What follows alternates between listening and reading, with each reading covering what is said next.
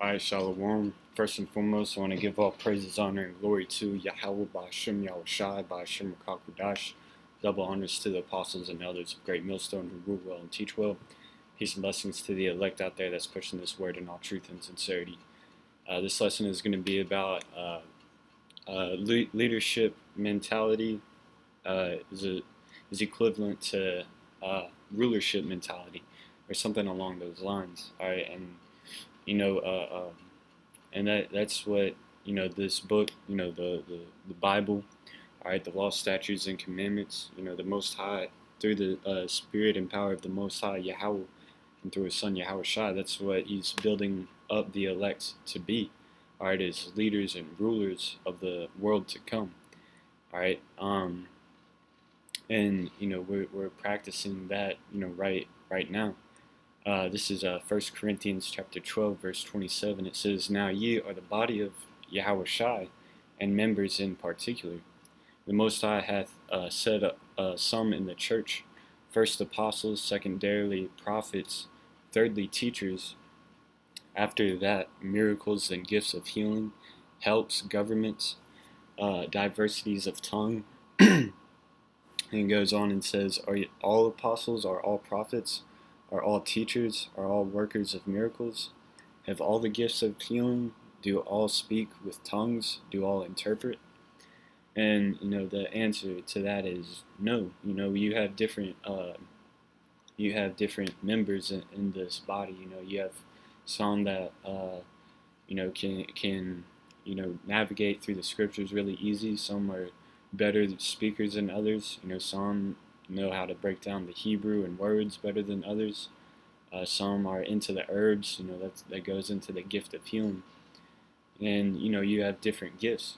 Different portions of faith given to different brothers in the body. But that doesn't mean that you can't be a leader just because you're in a different position. Because everybody in I'll use an example of football for an example. People always think that on offense the quarterback is the leader, all right. But in reality, anybody on the team can be a leader, all right. It just shows what you do. You can lead by being a center because you're putting forth effort every play, and your teammates acknowledge that, and then they'll do their position the best they can, you know. But it goes on to say, verse 31, it says, "But covet earnestly the best gifts, and yet show I unto you a more excellent way." And that's the thing, you should always, covet after, all these gifts, because it's a righteous thing to covet after righteousness. All right, and an example of that is this right here. This is 2 Kings chapter 2. I'm going to start at 8. It says, "And Elijah took his mantle and wrapped it together and smote the waters. They were divided hither and thither, so that they two went over on dry ground. And it came to pass, when they were gone over, that Elijah said unto Elisha, ask what I shall do for thee before I be taken away from thee. And Elisha said, I pray thee, let a double portion of thy spirit be upon me." So he wanted, double the faith that he had. He wanted twice as much, spiritual understanding that he had. And he said, thou hast asked a hard thing, nevertheless. If thou see me when I am taken from thee, it shall be so unto thee. But if not, it shall not be so. So it's a righteous thing to you might, great men are set forth as an example, and it's a righteous thing to, want as much wisdom as they want, or want double that, or double their portion of faith, It's a righteous thing to, covet after spiritual gifts, because that's just going to make you a better person. That's to covet after being humble and meek, all right? But there is also, such a thing as being over righteous, um, because if you are constantly trying to be over righteous, you have a good chance of bugging out. This is Ecclesiastes 7:16. It says, "Be not righteous over much, neither make thyself over wise. Why shouldest thou destroy thyself?" Because there's endless knowledge out there, so you could be bugged out just obsessing over certain facts, and trying to dig up vain genealogies and so on and so forth. That's why the scriptures say, don't uh, answer not a fool to his uh, answer not a fool uh, answer not a fool's question because he's wise in his own deceits. Because there's certain vain philosophies out there that just have an endless and meaningless end, you know, and you don't want to get caught up into that because it's vain. Same thing with genealogies. Genealogies have been tampered with and lost. Same thing with certain history. All right, so it's pretty much vain to be over righteous, um, because you can't keep all the laws, statutes, and commandments to the in this society. Because we're under the curses right now. We have to go to our enemy for the want and need of all things. So because for an example, one law is you're not supposed to wear mixed fabric, but everything you see in stores is mixed fabric. Um, and then that's where balance comes in. Verse 17: Be not overmuch wicked, neither be thou foolish. Why shouldest thou die before that time? So I mean that's that balance is you keep the law, statutes, and commandments to the best of your ability. All right, but you don't add sin unto sin. Because you can't just say, oh well, the we're in a evil society, so I have to be wicked and keep that same mentality. Now you don't compromise. You just do all the law, statutes, and commandments to the best of your ability, and ask repent and ask for forgiveness whenever you slip up, because a righteous man falls 7 times, but he gets back up. All right. Um, but continuing on with the getting back on topic with the leadership and rulership mentality. This is Second Chronicles chapter 1 verse. I'm going to start at 7. It says, "In that night did the Most High appear unto Solomon, and said unto him, Ask what I shall give thee. And Solomon said unto the Most High, Thou hast showed great mercy unto David my father, and hast made me to reign in his stead. Now, O Lord Yahweh, power, let thy promise unto David my father be established. For thou hast made me king over a people like the dust of the earth in multitude." So he's recognizing that he's in a great position, and he has favor in the Most High sight. And it says, and this is what he asked for. He says, "Give me now wisdom and knowledge." And this is why he asked for it, that I may go out and come in before this people. For who can judge this thy people that is so great? So he recognized that he's over a lot. He has a huge responsibility. So he asks, give him wisdom and knowledge, to serve his nation. And the Most High said to Solomon, "Because this was in thine heart, and thou hast not asked riches, wealth, or honor, nor the life of thine enemies, neither yet hast asked long life, but hast asked wisdom and knowledge for thyself, that thou mayest judge my people over whom I have made thee king. Wisdom and knowledge is granted unto thee, and I will give thee riches and wealth and honor, such as none of the kings have had that have been before thee, neither shall there any after thee have the like." So he gave them that wisdom because that's a tool to wisdom and knowledge will help him rule over his people in a righteous fashion. You know, matter of fact, let's get Psalms.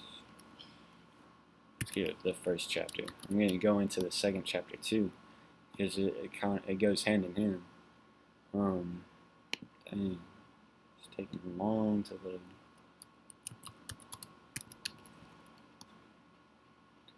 load. Psalms chapter 1, starting at the top, it says, "Blessed is the man that walketh not in the counsel of the ungodly, nor stand in the way of sinners, nor sitteth in the seat of the scornful, but his delight is in the law of the Lord, and in his law doth he meditate day and night."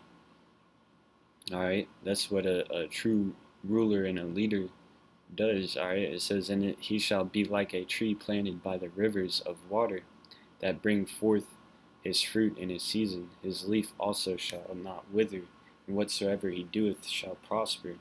And that's also why he granted him not only wisdom and knowledge, but also, riches, wealth, honor. Um, let's see, it says, "And I will give thee riches and wealth and honor, such as none of the kings uh, have had that have been before thee." Because, with if you walk in the wisdom and knowledge of the Most High, everything you do is going to prosper.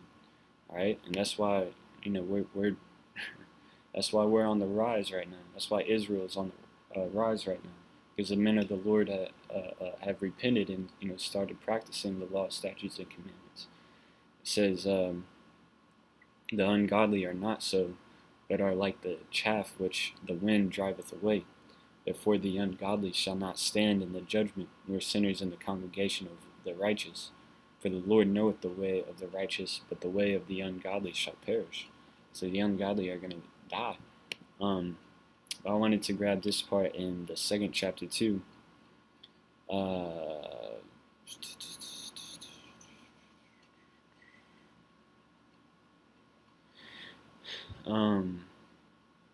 I'll start at verse 7. It says, "I will declare the decree. Yahweh hath said unto me, Thou art my son, this day have I begotten thee. Ask of me, and I shall give thee the heathen for thine inheritance, and the uttermost parts of the earth for thy possession. Thou shalt break them with a rod of iron, thou shalt dash them in pieces like a potter's vessel. Be wise now, therefore, O ye kings, be instructed, ye judges of the earth. Serve Yahweh with fear, and rejoice with trembling." Because early in the chapter it talks about how the kings of the earth set themselves. I'll read it. Verse 2, it says, "The kings of the earth set themselves, and the rulers take counsel together against Yahweh, and against his anointed," starting with his son, Yahweh down to the least of Israel. They take counsel against Yahweh and Yahweh and his chosen people. And that's why he says, "Ask of me, and I shall give thee the heathen for thine inheritance, and the uttermost parts of the earth for thy possession."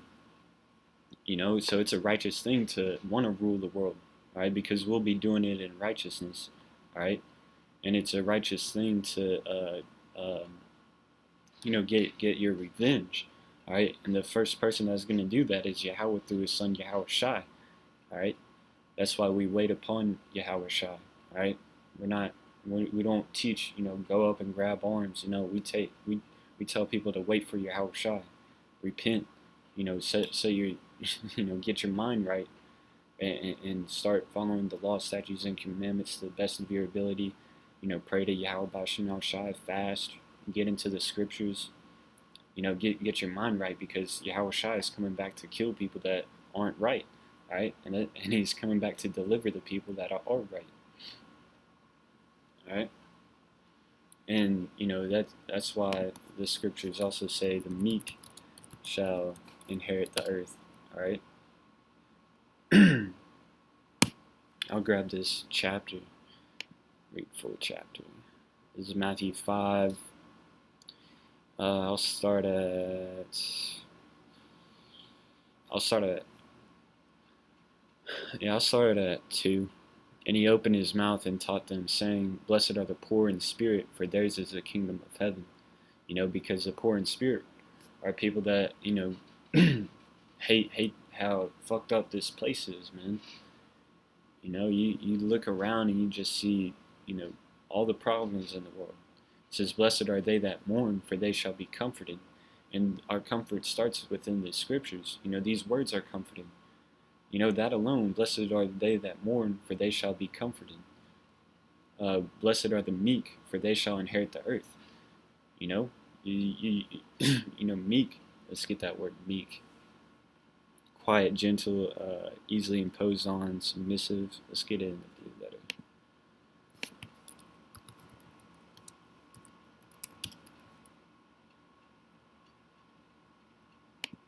Because meek really means like humble. I believe mildness of disposition, gentleness of spirit, meekness, humble. Yeah. Long suffering, humble. Let's see, humble, having or showing a modest or low estimate of one's own importance. Lowly. Blessed are they which do hunger and thirst after righteousness, for they shall be filled. Blessed are the merciful, for they shall obtain mercy. Blessed are the pure in heart, for they shall see the Most High. Blessed are the peacemakers, for they shall be called the children of the Most High. Blessed are they which are persecuted for righteousness' sake, for theirs is the kingdom of heaven. And that's our leader, our ruler, Yahweh Shai, he showed the best example of that. He suffered he was persecuted for righteousness' sake. He he was pure in heart. He was a peacemaker. He was lowly. He hungered and thirsted after righteousness. He was merciful. Blessed are ye when men shall revile you and persecute you, and shall say all manner of evil against you falsely for my sake. Rejoice and be exceeding glad, for great is your reward in heaven. For so persecuted they the prophets which were before you. So it's a it's a good thing to suffer for the truth, man, for Yahweh Bashem Shai. It's a good thing to want, the kingdom of heaven, to be the greatest in the kingdom of heaven. Because in doing so, our ultimate vision is for the world to be ran in righteousness' sake, or in righteousness, right? And what makes us worthy is because we share that vision with Yahweh Bashem Shai.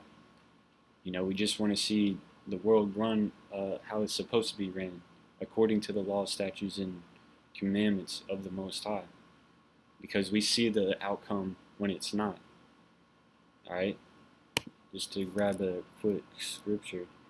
The earth mourns, and the wicked.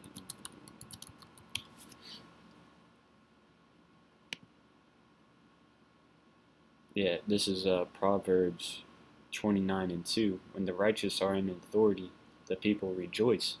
But when the wicked beareth rule, the people mourn. That's what you see right now, people mourning. Alright, because the world is run and founded on ill-gotten gains. Riches gotten by deceit.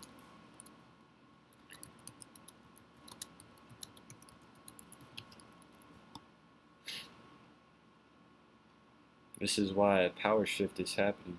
This is why the society is going down. Is because, this rulership was founded on bloodshed, murder, Well, this says it all. Ecclesiasticus, also known as the Book of Sirach, 10 and 8.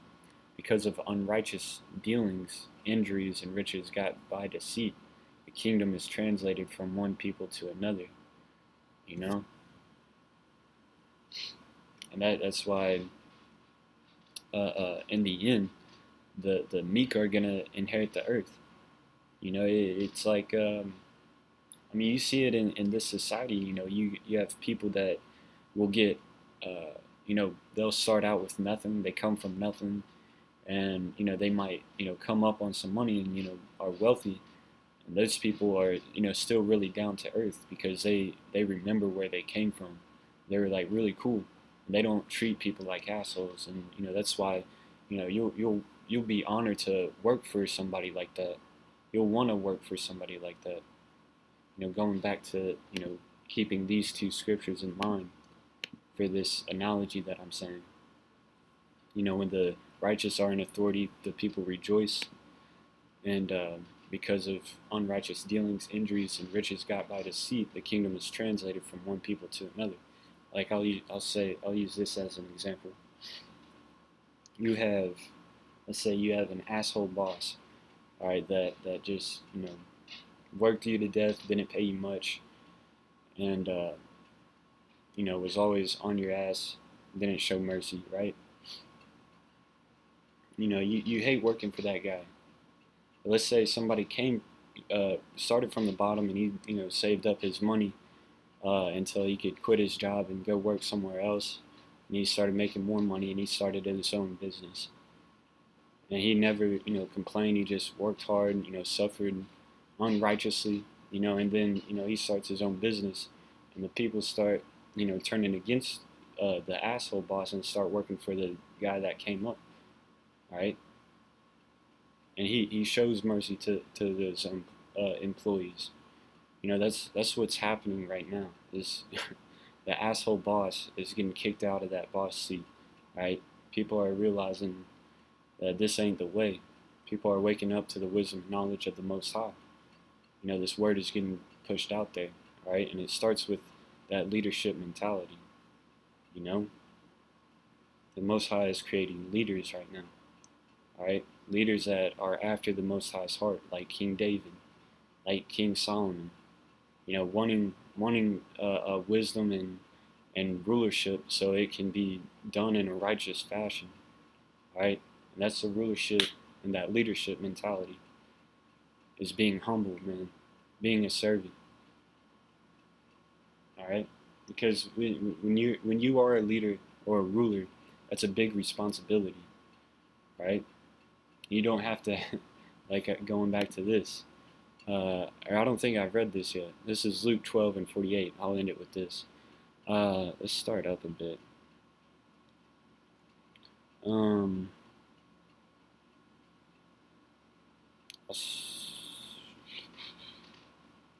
I'll just read this verse 48. But he that knew not and did commit things worthy of stripes shall be beaten with few stripes. For unto whomsoever much is given, of him shall be much required. And to whom men have committed much, of him they will ask the more. All right, and that's basically where you get that Uncle Ben from Spider-Man saying, with great power comes great responsibility.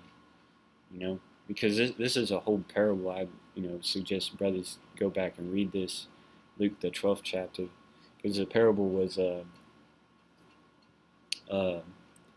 talking about, this is a good parable, how a lord, a lord is just somebody that owns land or real estate, really, and he had two servants, and he said he was going away for a while, and when he comes back, or while he was away, one servant was like, oh, let's, throw a huge party.